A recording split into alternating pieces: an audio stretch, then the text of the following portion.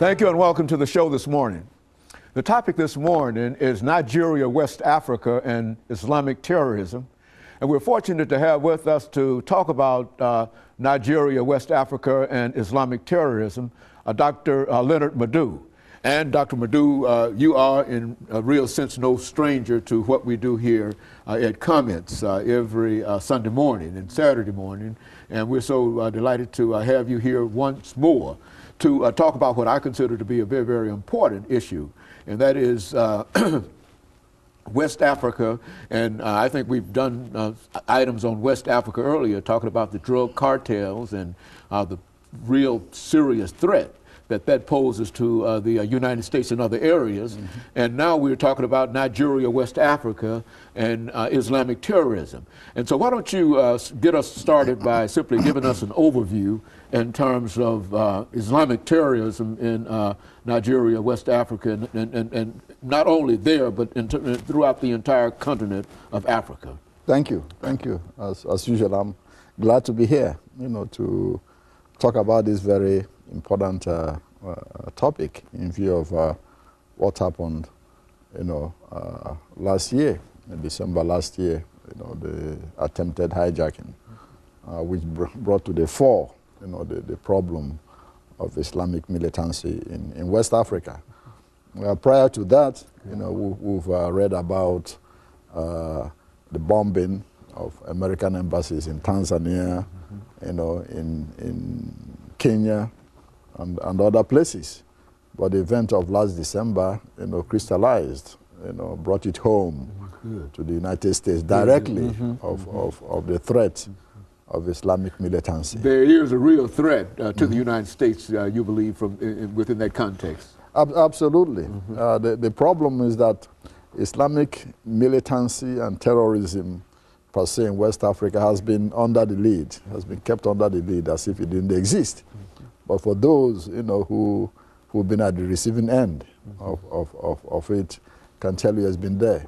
For example, in Nigeria, since 1950s, there has been, continuous slaughter of Christians who live in the northern part of the country by a gang of Islamic hordes from 1954 to up to now, as we speak.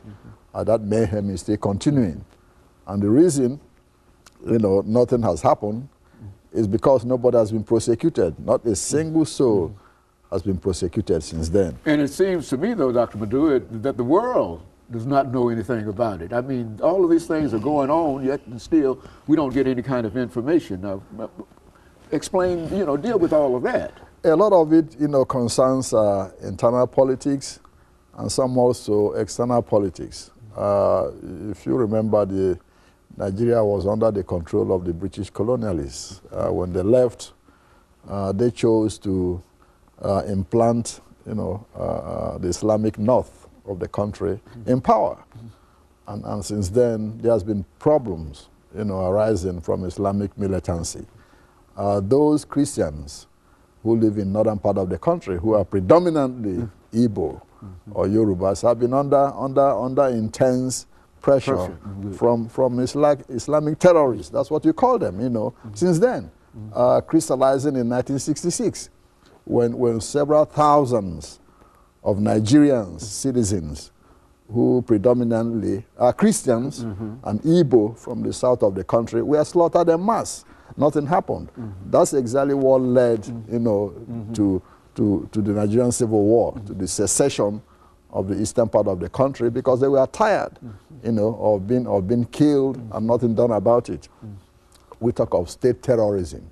Okay, that's an example of state terrorism when the government, is complicit in the slaughtering of its own people. Is state terrorism.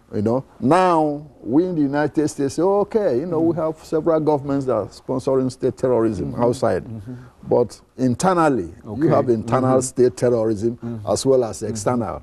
The one in Nigeria has been very internal, because that slaughter has been consistent. Right now as we speak, Christians and Muslims are being slaughtered in Jos, in northern Nigeria. This has been going on for the past 3 weeks, continuously, right now, as we speak. Yeah. And yet it seems the world does not know about it, or what? It does not care about it, or what are we saying here? Well, because of commercial interests.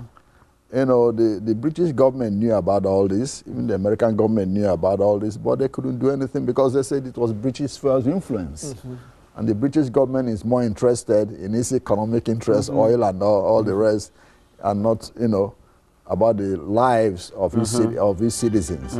So it's not a new phenomenon. Okay, and so Dr. LMadu, let us take this first commercial break, and then we'll be back with our audience following this very, very short commercial break.